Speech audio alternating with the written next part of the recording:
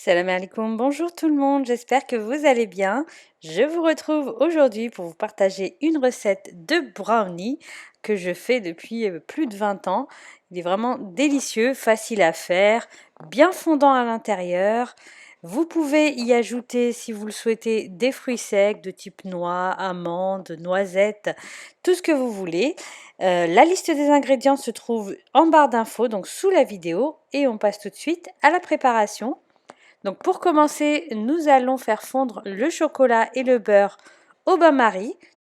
Donc c'est tout simple, vous mettez le beurre et le chocolat dans un récipient. Ce récipient, vous le mettez au-dessus d'une casserole avec de l'eau bouillante. Vous allumez le feu et petit à petit, ça va bien fondre et surtout, ça fond en douceur, c'est-à-dire que ça ne cuit pas le chocolat. Bien sûr, vous le surveillez et vous mélangez de temps en temps.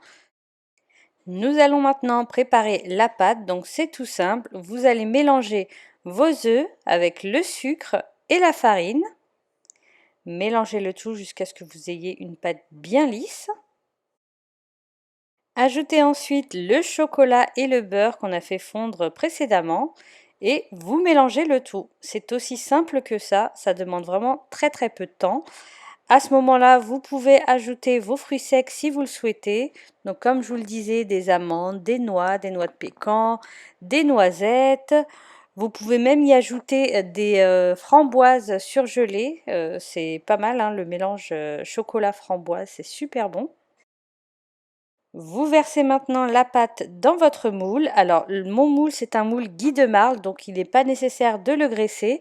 Si par contre, vous utilisez un autre moule, vous beurrez et farinez ou alors vous utilisez du papier cuisson. Déposez ensuite votre plat dans un four préchauffé à 180 degrés pendant une vingtaine de minutes. Le temps dépend toujours des fours, hein, donc surveillez. Et voilà le démoulage, donc il est très facile de démouler avec le moule Guy de Marle. Et par contre là, pour la première fois, ça m'a fait des petits cratères. Alors si vous avez déjà eu ça ou si des conseillères peuvent me dire ce qui a pu se passer, je veux bien recevoir vos conseils. Je découpe mes petites parts, donc c'est vraiment ce que j'aime sur ce moule-là, c'est que vous avez des parts préalablement découpées. Donc soit vous le découpez en 16, soit en 8, soit en 4. C'est vraiment super pratique.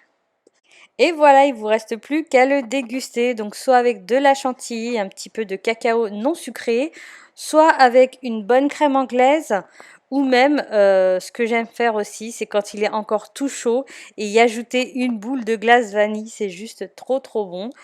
N'hésitez vraiment pas à tester la recette, envoyez-moi une photo ou taguez-moi si jamais vous la testez.